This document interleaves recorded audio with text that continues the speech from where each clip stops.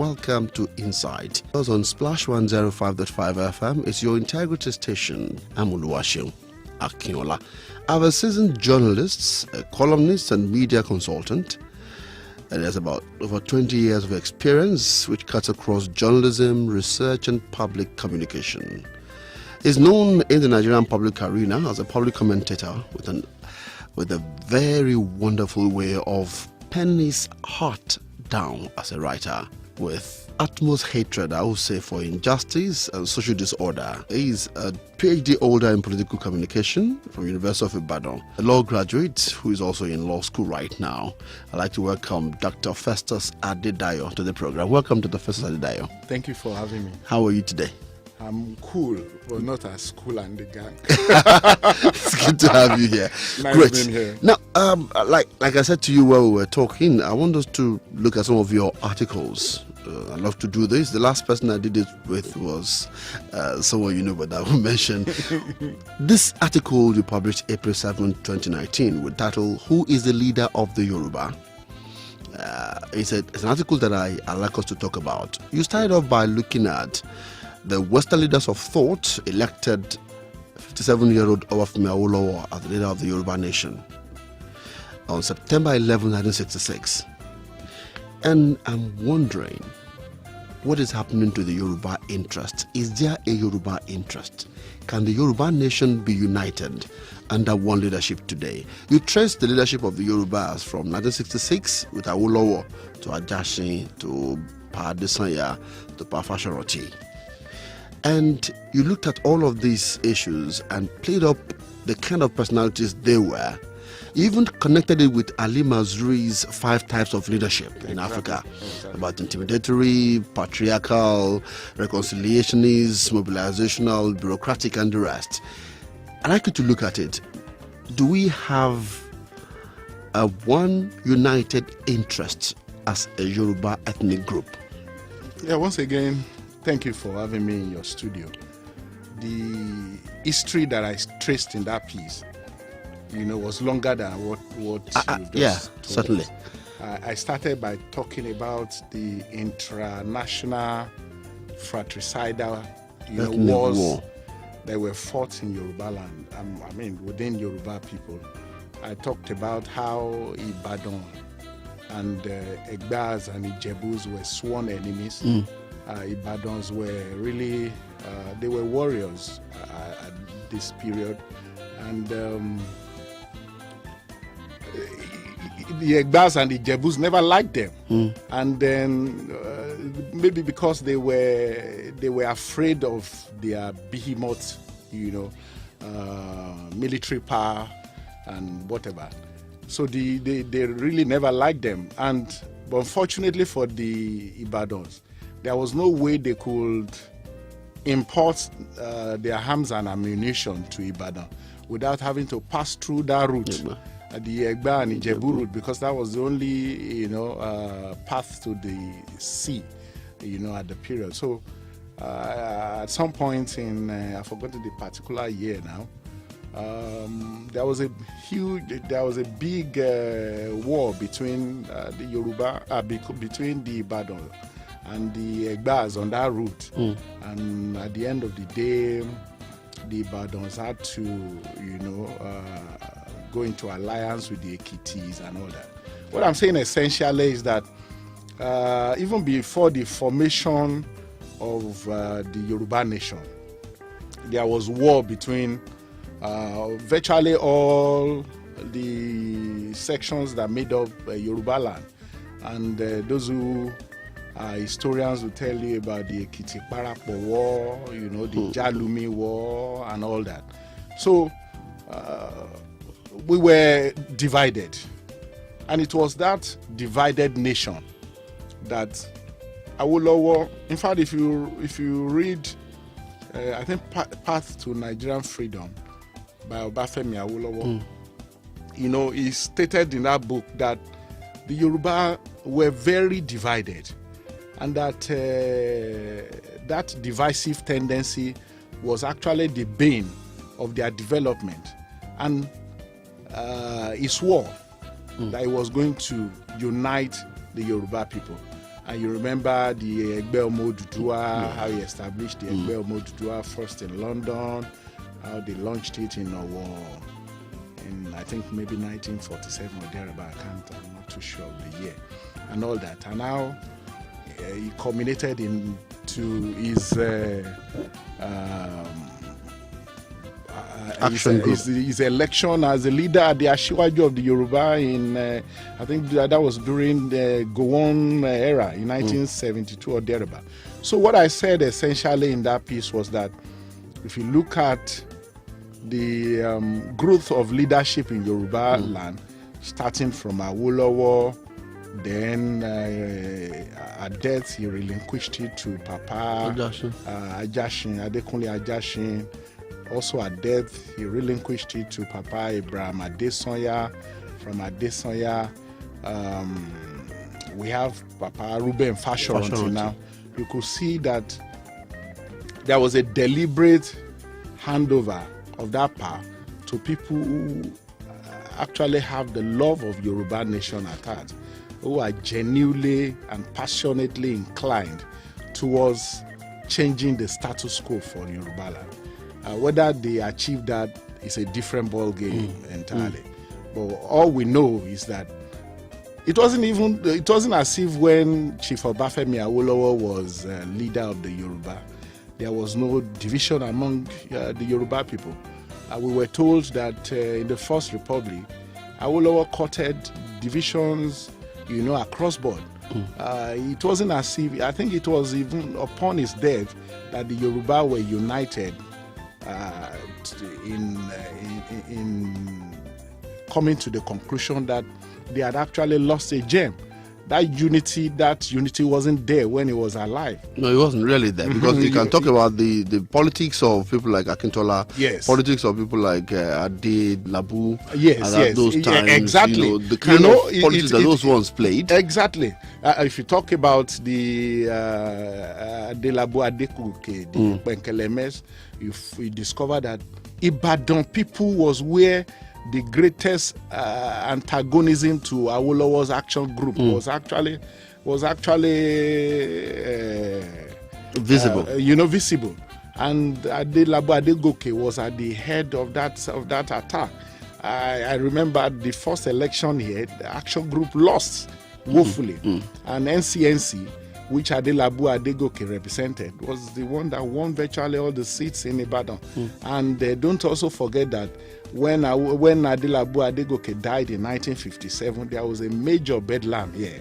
People were killed, several people were killed, and I think many of those who were killed were actually action group people, because there was this belief that action group, had a hand in his death, and not physically now. People were talking about remote control, and all that.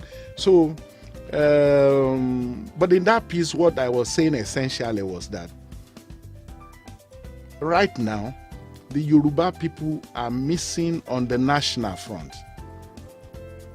They are missing because there is no particular leadership of the Awolowo hue, or of the Ajashin era, or even Papa Abraham Adesanya era,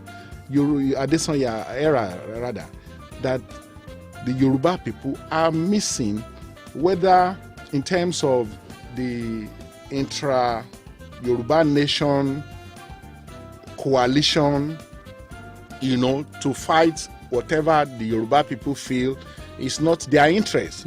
We don't really have to be at the national for us to be able to protect our interests. If this bloc is jealously guarded, I'm talking about the Yoruba Nation, jealously guarded.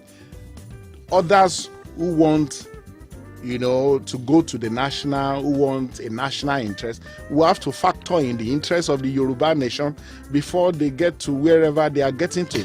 And in that situation, there would have to be, dialogue between us. And at the end of the day, we will ask for what we need here.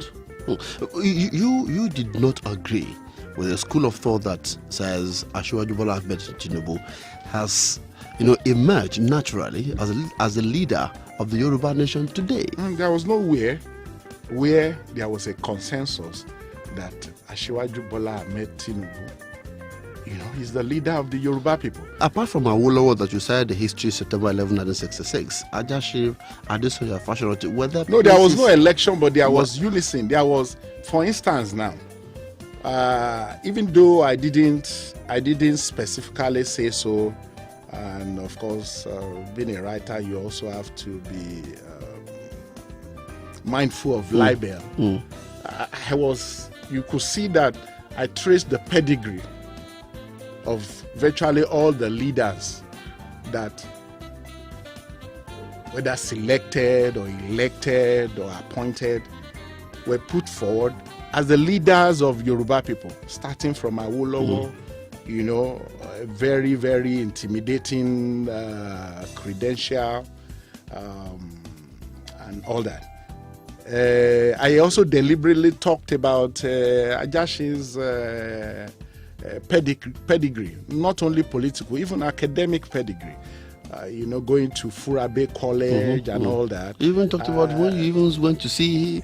The day I went to interview I was working. I had left the Tribune then. That was about 1997, and I was working with Omega Weekly, where we had people like Professor Wale Adebawi, Professor Adeolu Akande, Bode Opeshe Itan, Segun Latunji. We were there, working with Omega Weekly.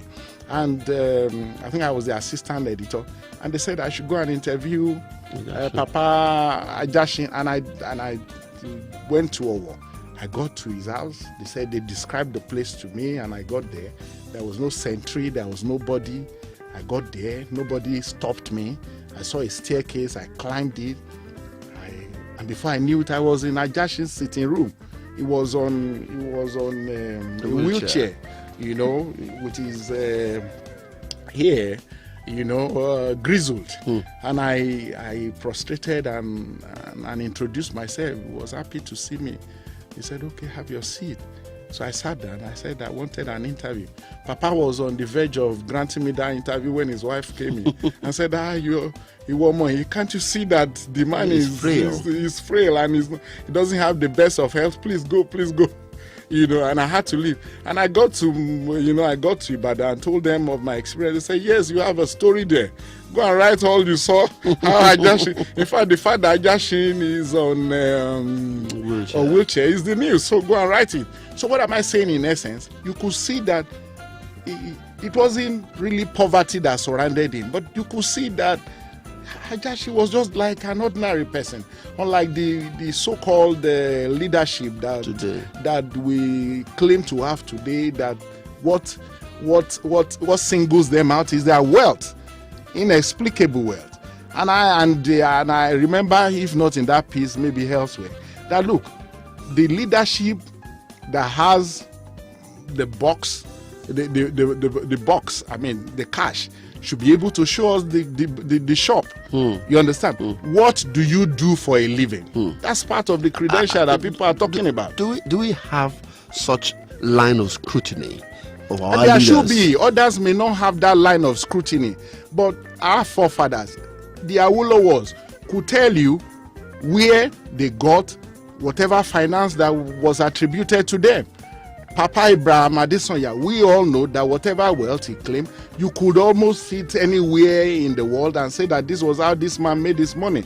We should have a leadership. I don't agree with the school of thought that says that a leadership is not about morality. No, for Yoruba people, morality is at the core of our leadership.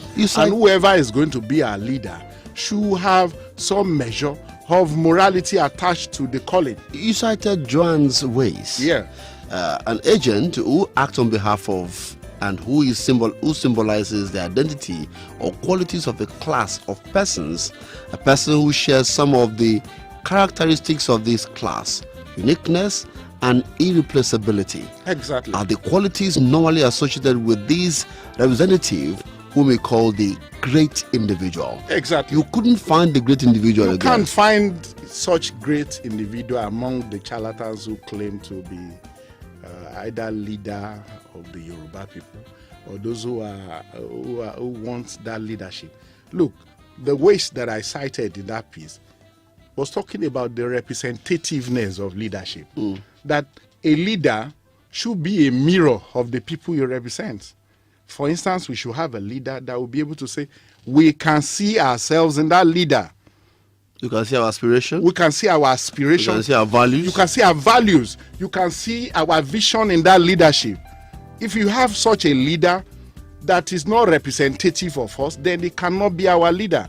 When I wrote that piece, one of those who reacted to it was the governor of Ekiti State, Dr. Kayode Fayemi, and I quite agree with him. He said, look, Festus, are we talking about having another Awolowo, which is almost an impossibility, or we are talking about having a leadership that has qualities of Awolowo? And I said I agree with that second tranche of your reasoning. But at the same time, we may not have a leadership of the kind of Awolowo, especially with the high monetization of politics and leadership and positions that we have at the moment. But let's just have a modicum of what those people represented.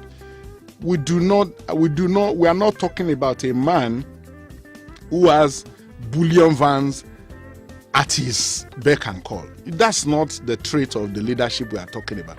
We are not talking about a leadership that is that breaks fast in Lisbon and eats lunch in Amsterdam.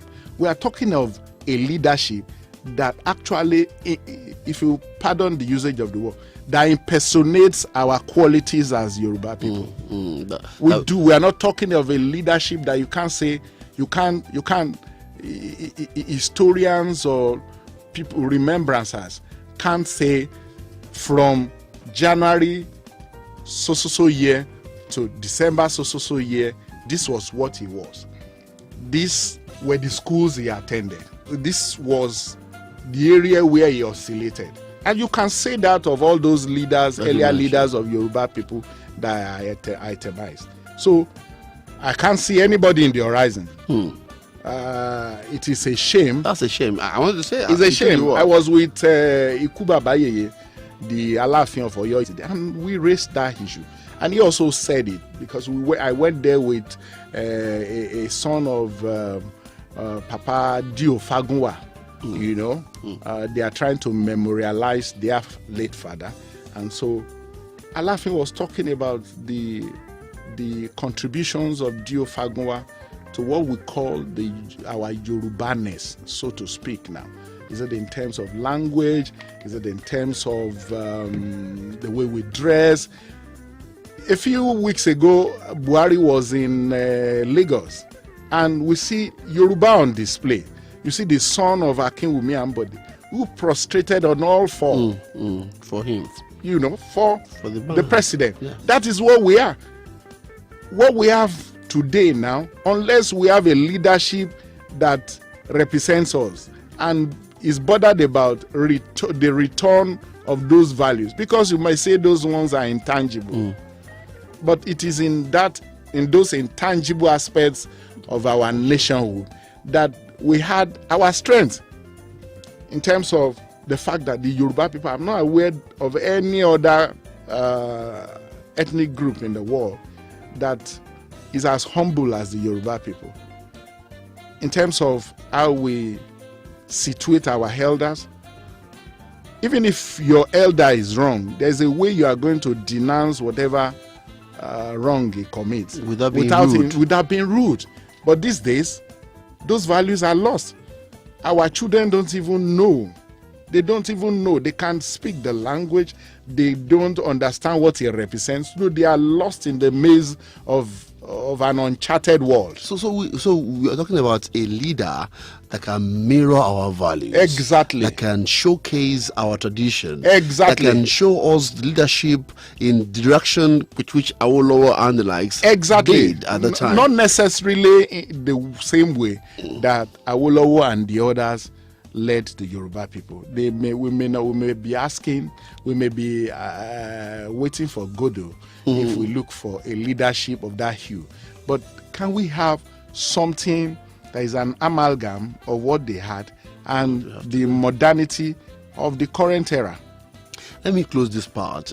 You said it is heretical the comparison of Awolowo with Tinubu, he said that comparison is lame, almost a heresy. Why? You were trying to probably be to help your words, but you could see my anger. Yes, it was clear. I was struggling not to be insulting. I didn't want to insult those who were making that heretical comparison, because it's like being someone at Ile. I mean, it's like the heavens and the earth. Because in what area are we going to start comparing Awolowo to Bola Tinubu? How about how Tinubu had built leadership network around himself, and the Lagos, politics, where he's able to even export some of them into different areas? Yes, let's give it to Asiwaju Bola Ahmed. He also has some leadership traits that you could envy. I must give it to him. For instance, see people that he made, that he brought up, that he brought up. People like Vice President Shibajo, Fashola, even Ambode. But you see, leadership goes beyond. It goes beyond that. The ultimate is what impact are you able to make with this selection of those who take over from you? What impact are you able to make in the lives of the people, in the worldview of the people, in the way people think about their society? What impact are you able to make? Awolowo, yes, he never joked with those he surrounded himself with, the Bolaiges, the Ajashins, what's this man from Ilorin, in Ekiti, even Ajashin, Ajashin was older than Awolowo. Yes. Ajashin was older than Awolowo, but he was still one of his disciples. How he was able, and one thing that they said, unfortunately, I never met Papa Awolowo, but one thing they said was unique about him was his listening ability. If you have whatever to profess in the area of journalism, and you meet Papa Awolowo, he will listen to you. In fact, I was told about a professor of Agri that Papa Awolowo called to come and talk to him about a particular area in Agri. So the day the man was going to meet Papa Awolowo, they said beside the place, beside his table, on his table rather, where that meeting was to hold, he had read up that particular area that he was going to, talk to the professor about. And the man, when he started asking the man questions, the man said, "Look, I can't even talk. Look at these are the same set of books that I've consulted, and I know you have consulted them as well." And so, what I'm trying to say in essence is that Awolowo himself, yes, he will speak to you, he will download whatever you have, but before he even talks to you, he has, read up, he had studied to have an idea of what he was actually going to ask you about. So in terms of leadership, in terms of maximizing the human person, in terms of having a leadership that was not selfish, you have a leadership that is not driven by money. You have a leadership that is not driven by selfishness. You have a leadership that does not amass wealth in a very, very scary manner. Those things tug at the heart of morality, because if you have a leader who owns virtually everything in your locality, what kind of respect are you going to have for that leader? You have a leader. When Papa Awolowo was leader of the action group, when he was premier, could you say that this was what his children were? This was what his wife was? You understand what I'm saying? And those things matter. You have a leader that is not selfish. That is not selfish. That is dispassionate. He was going to have the university for the Western region. he decided that it had to go to Ife. He didn't say, okay, let's take it to Ijebu-Remo, let's take it to Ikene. But that's the kind of leadership we have today. Okay, your anger is visible, really, and I could see that. Time for us to take a momentary break on the program Inside here on Splash 105.5 FM, your integrity station. When we come back after the break, I will engage my guest on the concept of restructuring and the principles of devolution of power. He will also give his intervention on the growing debate about the dialogue of the federal government with Miyetti Allah. Is a nation at war? Would you say the Southwest is under siege? Find out in the next segment after the break. Do stay with us.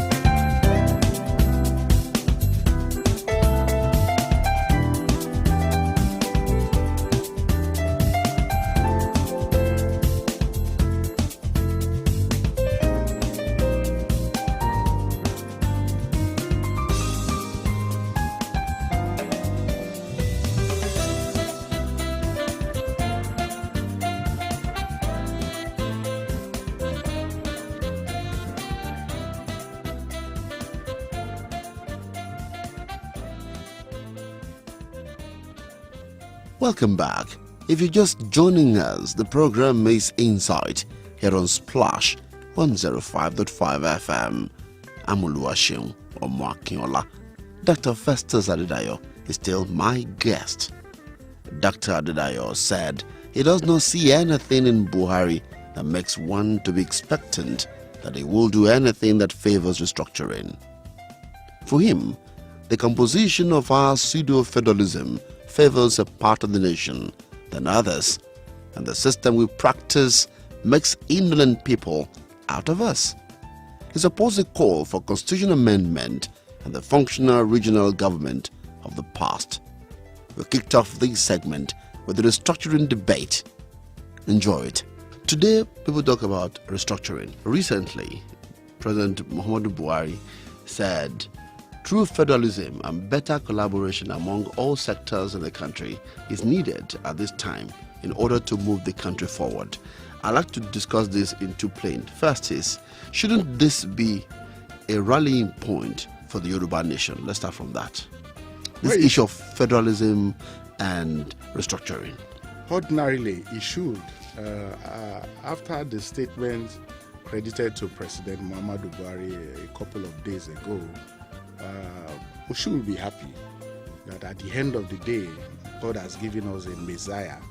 Even though maybe his first term in office wasn't that instructive, didn't have anything pointing towards his conversion to the school of restructuring or a federalist idea of Nigeria, and that now perhaps he's born again.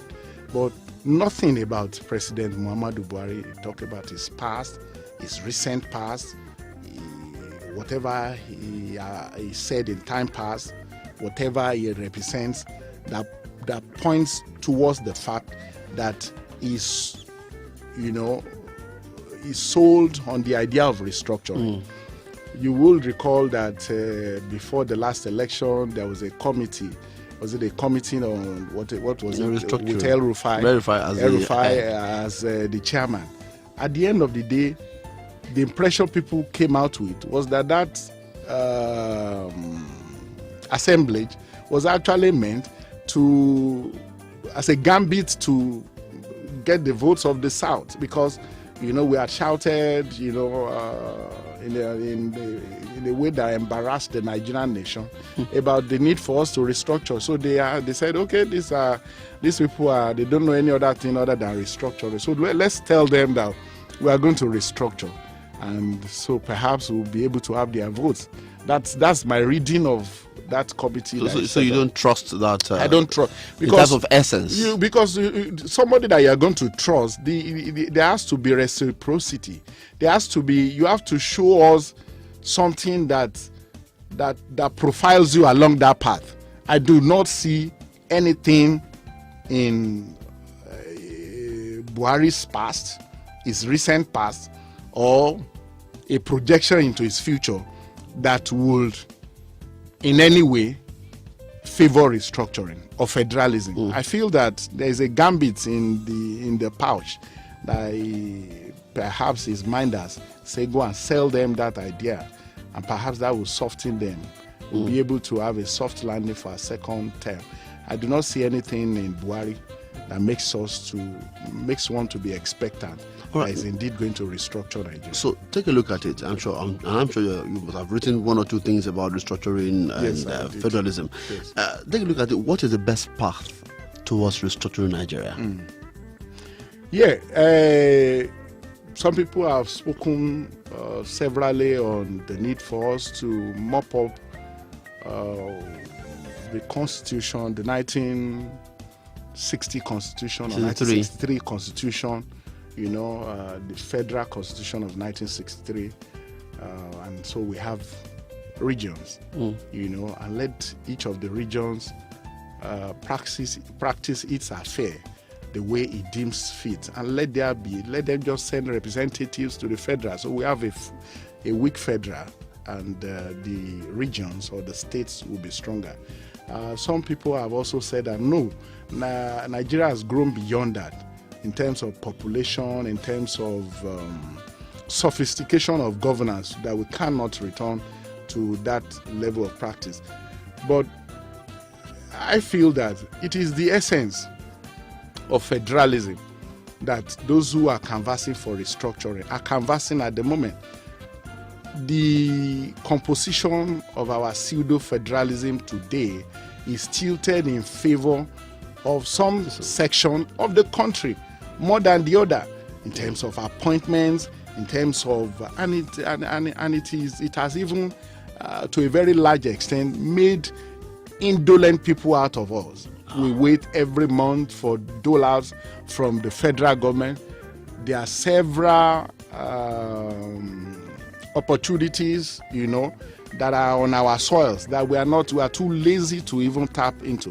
And I feel that if we have a tinkering with our constitution, and we decide that look, we are going to actually practice federalism, then each of the regions there will be competition, a rivalry, healthy rivalry, the way we had in the regions of the First Republic, where the West had grown to a level where it was almost a country of its own. It had a representative at the UK. It had even what looked like a high commission, so to speak, but that was being represented by, is it Okorodudu? I've forgotten, maybe Chief Okorodudu or whoever, who was representing the Western region. You don't forget that Western region comprised Edo and Delta at the moment. So we had one Okorodudu who was there. So it was so sophisticated that even the federal government at the moment, envied. And you had the Sardauna, who was also, steering the affairs of the North in a very commendable manner, the way his people wanted. We also had the Eyoita, in the East. And there was healthy rivalry until the military came with the unitary. They dismantled that structure. Senator Adedayo from Osun State, Osun Central, said that we should jettison this 1999 constitution. Okay. Do you think we need to really dump this constitution? Yeah, I'm not a lawyer yet, but I feel that there are so many, first and foremost, legal practitioners and even Democrats have avoided even what you call the foundation of the 1999 Constitution, that it was bequeathed on us by the military. They say, we the people of Nigeria, and there was nowhere. It lied against it. There was. I mean, that's a foundation of life. And so when you have such a foundation, what you build upon it is lies. So, and apart from that, if you look at many sections of the Constitution, you could see that it is pandering to that inequitable distribution of wealth in the country. For instance, now, a few days ago, you heard allegations that those who met for a dialogue, quote unquote, in Birnin Kebbi with the Miyetti Allah, were offering 100 billion. The federal government and those who went to that have denied that. But like in my piece today, I was asking, so what was the consideration? Consideration, lawyers call it consideration. There's offer, there's acceptance, there's the offeree, there's the offeror. What did you put on the table upon which that agreement with Miyetti Allah was anchored? Or that discussion was even taking place? Was it pro bono? Was that? Yes, they affirmed that the discussion actually held. But if it held, and what was on offer was for the Miyetti Allah to help you stem the banditry in the Northwest, what did you offer them? You also said in that piece that it's an affirmation that they were responsible for the insecurity. Yes, because in Yoruba land, not even in Yoruba land alone, it is, if you want, for instance, now, if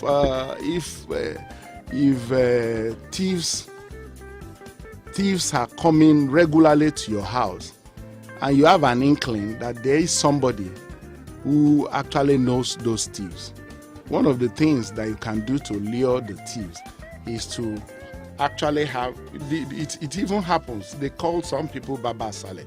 They call some people informants, people who know those who are the thieves, the bandits who come, to ravage your house. So you get them. That perhaps was what the presidency did.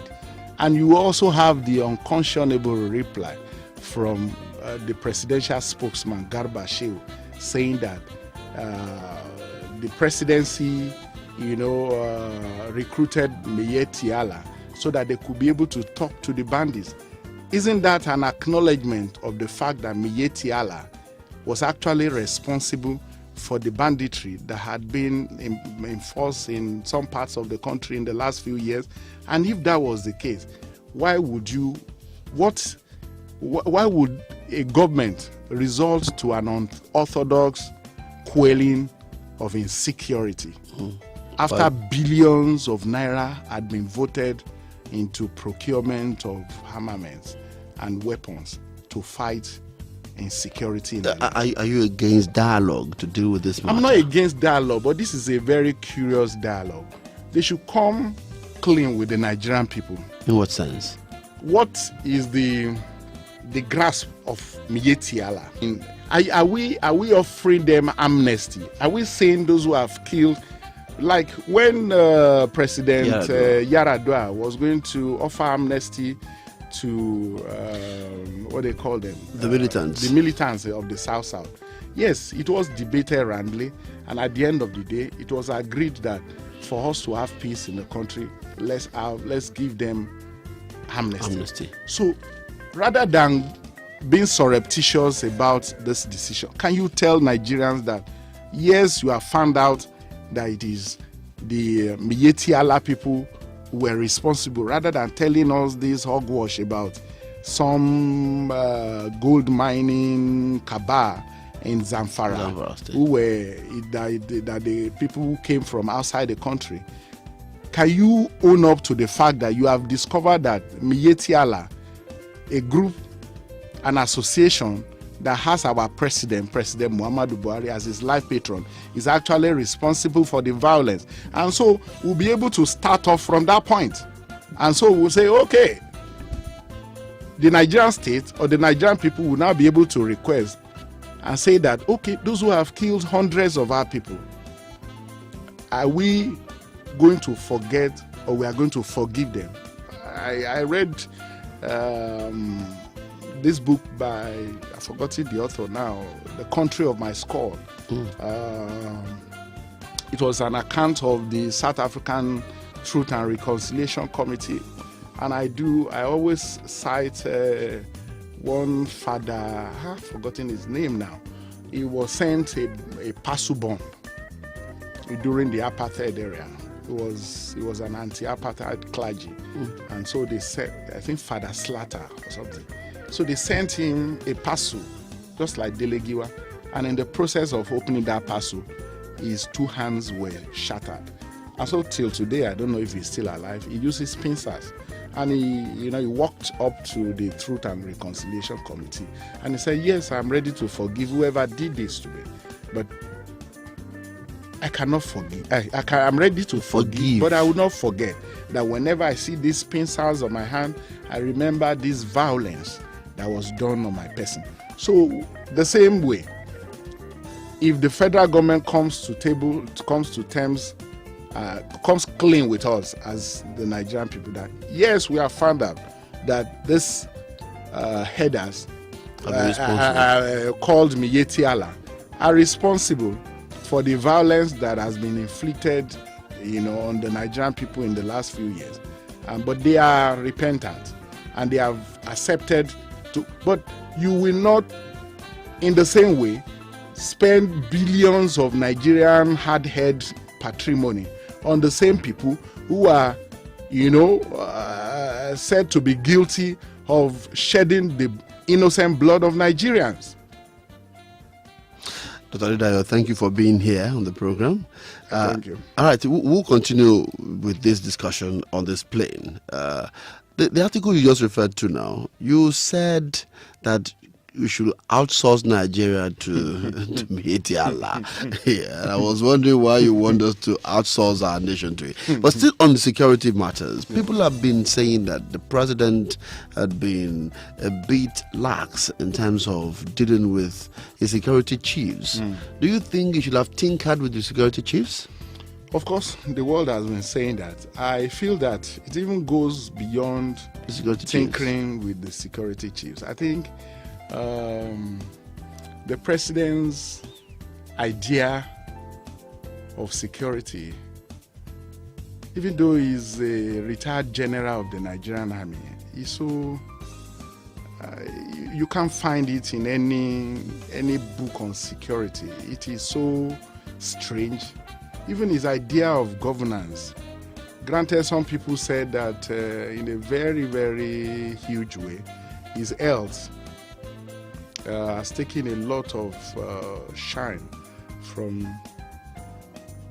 his ability to actually govern properly. Because it's not only security that you find a converse of the President Muhammadu Buhari that we elected in 2015. In virtually all aspects of the economy.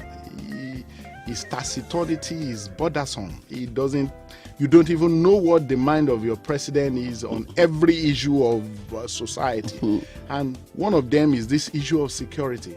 You will recall that when the issue of Headers crisis erupted in Benue, you see the president being taciturn he never talked about it other than the omnibus press releases that were issued by his media office. You didn't have a president addressing the nation when 20, 30 people were killed in a fell swoop. Could you have that in America? Wherever Donald Trump is in any part of the world, if they kill 2, 3 Americans, he will leave whatever he's doing, return to America, and go and address the nation. He will go to the place where it happened. It took almost 2 or 3 months before President Muhammadu Buhari was literally literally pulled out of Asoro to go visit the wounded, the killed. And I remember that when he went to, what's the name of this state now? Taraba State. He was comparing cadavers. He said, look, these farmers that were said to have been killed by Fulani herdsmen, the number of Fulani people who were killed in Taraba was far more than the number of elders there were, the number of farmers who were killed in Benue. And, listen to him when he went to Benue, there was no sense of remorse. And at that point, people made up their minds about the personality of President Buhari. So when the issue of appointment of security chiefs now came, appointed virtually all of them from his part of the country. And people, so it corroborated the mind that people had made up, that this president is afflicted by an interest in his own person, a selfish interest for his people. And if you have that as the superstructure, there's no other thing that you can't build on it.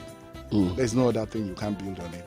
And as such, I don't know. As I also wrote in one of my pieces, I said, look, whether it is Atiku we elect as the president of Nigeria or it is Muhammadu Buhari, we will all suffer the consequences of our decisions. And we are suffering the consequences now. Okay, tell me, are you optimistic about this second term? I'm not at all. I'm not. Why? There are no indices to indicate that there will be a change. I'm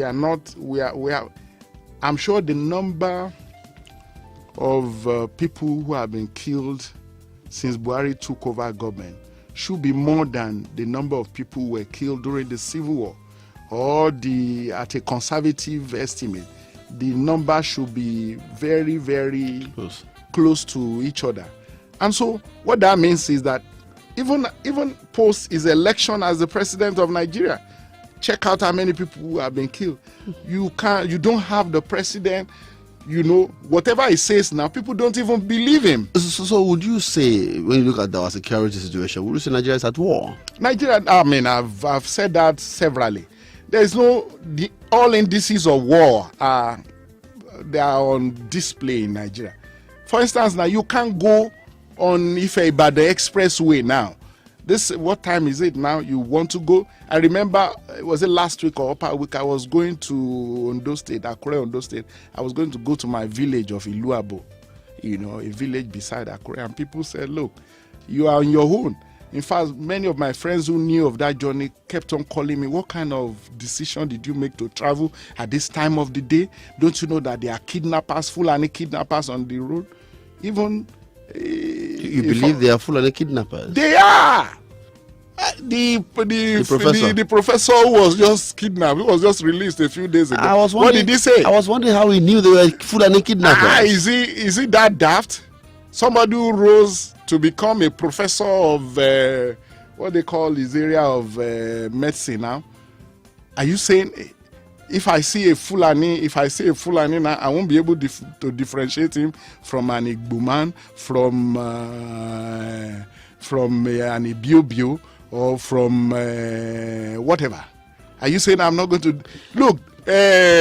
Former Minister of Finance, Chief Olufalaye, who was kidnapped on his farm in Iluabo, said that they were Fulani kidnappers. A lawyer was kidnapped 1-2 weeks ago on that same route, and those whom we talked to said that they were Fulani kidnappers. If you make the mistake on that road, you veer off that. You get to Ilesha. You're on your way to what's the name of this town now, and you now veer off it. There is a path that you can take to Ekiti, Iloko, Iwaraja. You are on your own. That's one of the most deadly parts of that route. The governor of Osun State, Oyetola, cried out a couple of weeks ago and said that those who were the Fulani, whatever, who were displaced from Zamfara are in Osun State at the moment. So what other indices, what other index of war do you need other than a travel directory in your own state, in a state that adjoin yours? What isn't that an index of war? So some people believe that the Southwest is under siege right now. It's under siege, yes, in every respect. You look at the kind of lives we used to live pre this dispensation. Even during, I'm not a fan of Jonathan at all. Go and read my write-ups. I felt and still feel that it was also a mistake. But life was better under Jonathan, in spite of the nosedive. Really? Virtually all the indices of governance under Jonathan, life was better. Okay, let's come home. I'd like us to do a little bit home now before we round off the discussion. We have a new governor-elect that is going to be sworn in very soon. You have been in government, yes, and you know what it is to be in government, really. Yes. As he steps into that office, I'd like you to speak directly to him. Let's assume that he's listening to you right now. What are the first quick takes you would like him to look into as he steps into the office May 29? Yeah, first and foremost, I would like to say that you cannot be a success as the governor of any state if you don't have passion for the people that you are going to administer. I must say with all certainty, without fear of controversy, that Governor Abiola Ajimobi, I was with him when he first started, and I can say with all measure of sincerity, I was passionate about Oyo State when he came on board. I can testify to the fact that on virtually every day when we first resumed, the first 1, 2, 3, and even the 4th year of his administration, that man never slept. In fact, I'm not aware of any day that Ajimobi went to bed earlier than 3 a.m., 3, 4 a.m. And he was preoccupied. 3, 4 a.m. Yes, go and ask anybody. Go and ask any of my colleagues. In fact, at some point, it affected my health. I said I couldn't keep up with the tempo, and I needed to be there. I remember the chief of staff then, Professor Akande, would say, we were with your guy, with your guy till 3, 4, you were not there. I said, no, I can't keep up with that tempo. I needed to sleep. And so he was passionate about Oyo State. I go and see the first cabinet that Ajimobi put together. It was a cabinet of the who is who. People were also equally passionate about driving the governance with him. But I don't know. There have been several complaints that at some point the governor veered off that lofty course. So I will advise Engineer Seyi Makinde. I've heard so many things about him, his humility, his can-do spirit, his passion for development and all that. But he will soon find out that it's a different kettle of fish altogether. When he gets into the office. When he gets to the office, because the people you are dealing with are people who don't have blood flowing in their veins. What do you mean? It's a system that is wired to fail. It's a system that is wired to fail. Some people believe that the politics will probably just stifle life out of his ambition. It's a system that is wired to fail in terms of the fact that the people you are administering, the kind of things they want, they are diametrically opposed to the vision of anybody who wants to bring about development. They want dole-outs. They want people who will be coming to you. They will be coming with sinister motives. You won't be on the same page with 98% of those you'll be having things to do with. Contractors, selfish people, the political class, selfish people, even people, they do a lot of things. So how is he going to survive that? I don't know. I don't know, but I don't know. I feel that what I would advise, what I think he has, because if you have that level of humility and humanity that people have ascribed to Seyi Makinde, I imagine that when he sleeps, his pillow will be talking to him, and he will listen to his pillow. So what kind of thing will the pillow be telling him? His pillow will tell him, will most likely tell him that he should discountenance all those larger than life image that all this set of people have mentioned earlier on. Will be telling him. He will, and the thing to do is that the first 1 year he has to make a statement. He has to shapen the character of the. Look, it doesn't have time. In fact, I spoke with one person last week who said that it's in our interest, the interest of our generation, the interest of the people of Oyo State, that Engineer Seyi Makinde takes Oyo State higher than what it is at the moment. Now.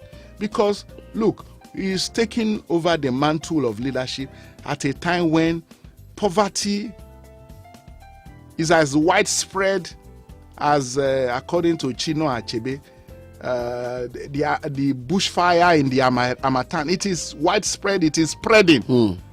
When I'm sure now, if I leave your studio now, there will be several people who will be out there who want to collect money from you. Sure. They stalk people who come to radio stations. They want to collect money from, and it's not their fault.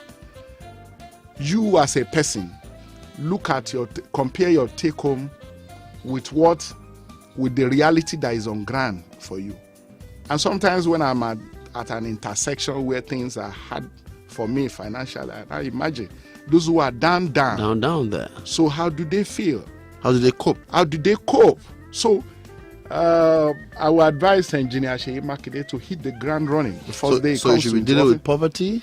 He would deal, in fact, if he's able to tackle poverty, if that is what he's able to tackle, I don't know whatever manifesto he has, whatever plan he has to tackle poverty. Once he's able to focus his attention on poverty and is able to substantially tackle poverty, if that is only, and then he should bother less about is it elephant projects now. Go to town with the people, provide basic things of life for the people, because those things are no longer there. Those days you don't have people, very few people were begging. Right now, if you go to ATM points now, as you are withdrawing your money, you see seemingly well-dressed people who are scavenging. Everybody has been turned into a scavenger. Beggars. Yes, people, it's just different layers of scavenging that we have. And it is so huge in Oyo State. And economists have told us that from the way the geography, the population, the endowments of Oyo State, this state should have no issue with poverty. We can maximize our proximity to Ogun State, that is becoming an investor's hub now. We can maximize our proximity with Lagos, especially if at the end of the day the current APC government is able to give us this railway from Lagos that passes through Ibadan, so people can live in Ibadan. You can actually harvest the people in Lagos. They live in Ibadan. They take advantage of the peace and tranquility in Oyo State. They work in Lagos. And you're able to whatever. You bring industries down to Oyo State. Let this place become a hub of opportunities that it used to be. Once he's able to do that, I would advise him not to focus on elephant projects. If you're going to construct roads, construct intra-city roads, de-emphasize projects that people who come to the capital city will look at and say, wow, this man has performed fantastically. Go to intra-cities and construct roads for them. Agriculture, I don't know what plan he has for agriculture, and then bring back the dignity of an Oyo person. The dignity, of course, when you're poor, you can't have dignity. If you haven't eaten since morning and somebody is offering you bribe now, you will be a superhuman to say no. So bring back once you rescue them from poverty.